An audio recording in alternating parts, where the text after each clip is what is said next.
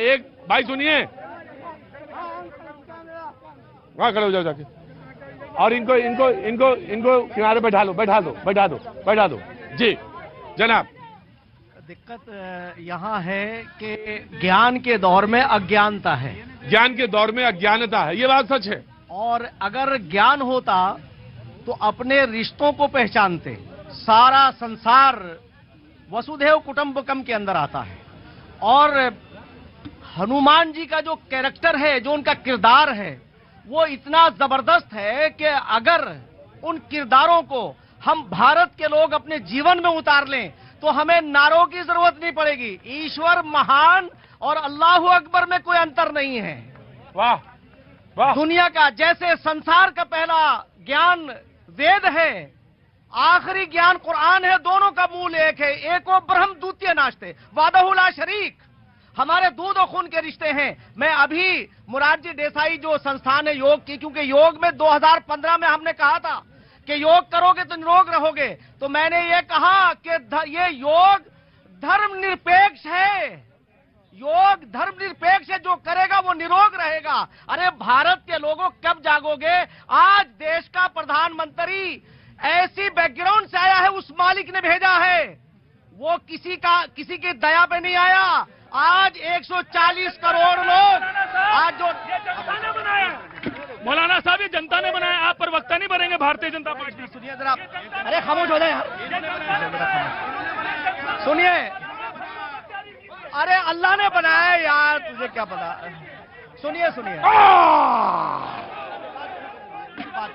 इसे पागल, इसको रोकिए तो सही।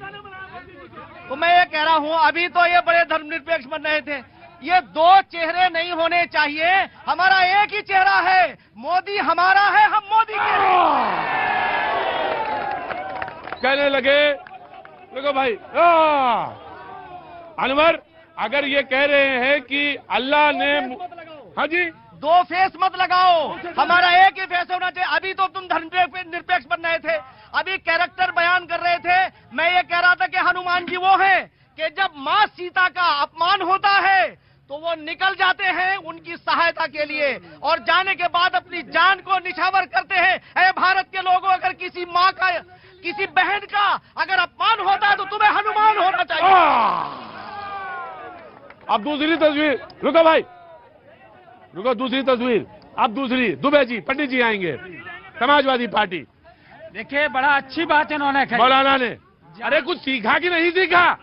जहाँ सीता जी की खोज में गए हनुमान जी, हाँ, तो उन्होंने क्या किया कि अपमान, जब एक भाई देखिए, अनवर अनवर अनवर अनवर अनवर आराम से, आराम से। हाँ। एक नारी का अपमान हुआ तो पूरी लंका जला करके राख कर दी। कितनी नारियां देश की बैठी हैं जिन्होंने देश का मान सम्मान बढ़ाया। सुप्रीम कोर्ट ने कुछ कहा? नहीं, सुप्रीम कोर्ट ने कहा, लेकिन बजरंगबली के भक्तों ने कुछ नहीं कहा। इन्होंने क्यों नहीं बोला? एक बेटियों का देश का अपमान हो रहा है, लेकिन सारे जो बजरंगबली का नाम ले रहे हैं उनको मैं पूछना चाहता हूं, क्यों उस पर बात नहीं कर रहे हैं? क्यों उसको, जिस पर पॉक्सो एक्ट लगा है, वो इंटरव्यू दे रहा है, उसको क्यों गिरफ्तार नहीं किया गया?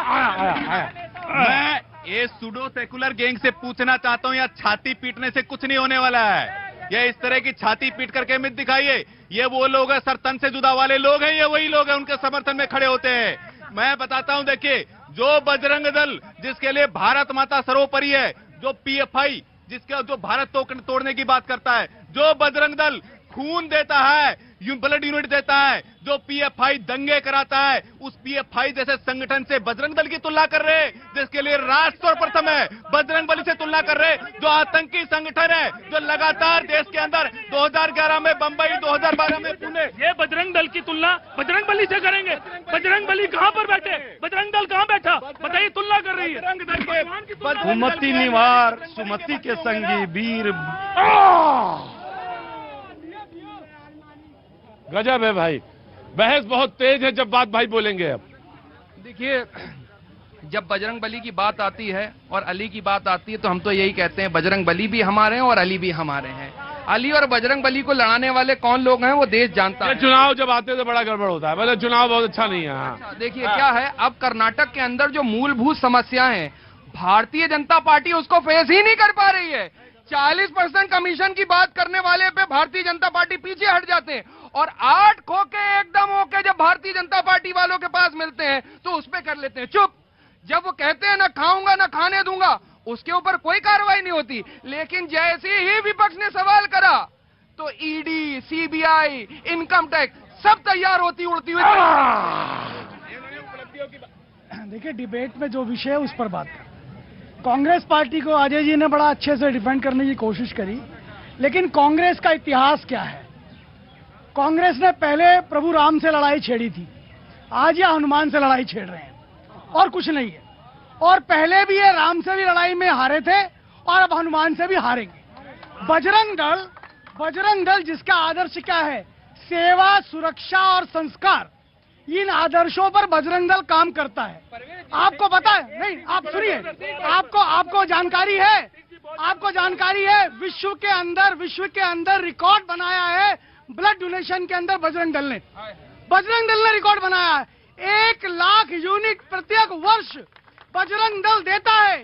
आपके हमारे घरों में अगर कोई असमय कोई घटना हो गई होगी, हॉस्पिटल में गए होंगे, तो उन हॉस्पिटल्स में जो ब्लड मिल रहा है, क्या पता हमारे कार्यकर्ता का ब्लड होगा, वो बजरंग दल के कार्यकर्ता।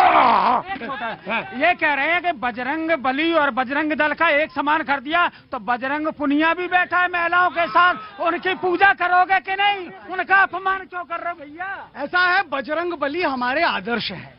हम पहली बात क्या कह रहे हैं? सेवा, सुरक्षा और संस्कार। सेवा का भाव कौन दे रहा है? सेवा का भाव हनुमान जी देते हैं। प्रतीक जी ने अपनी कार्यक्रम की शुरुआत करी, उस शुरुआत में ही कहा त्याग, तपस्या, सेवा, समर्पण। इसकी यदि कोई प्रतिमूर्ति है तो वो हनुमान जी है, और हनुमान जी हमारा आदर्श है, इसलिए हम हनुमान जी की जय करते हैं और हनुमान जी का नाम लेते हैं। प्रतीक जी, मेरे भाई बहुत प्यारे से बोल रहे थे कि राम जी का अपमान किया। किसने किया? राम जी का ताला, अगर अयोध्या का ताला किसी ने खोला था तो राजीव गांधी ने खोला था। अगर उनकी डेथ ना होती तो भव्य मंदिर, राम जी का भव्य मंदिर राजीव गांधी जी की सरपस्ती में बन जाता। 1964 में आंदोलन तो विश्व हिंदू परिषद ने छेड़ा, उससे पहले साधु संतों ने छेड़ा। बजरंग बली की भी इज्जत करते हैं, बजरंग दल की ताले की बात करते हैं।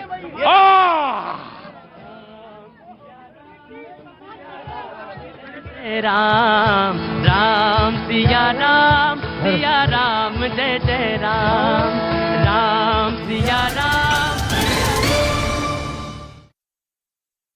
रही है, ऐसा दावा पश्चिमी मीडिया की तरफ से पिछले हफ्ते भी किया गया था।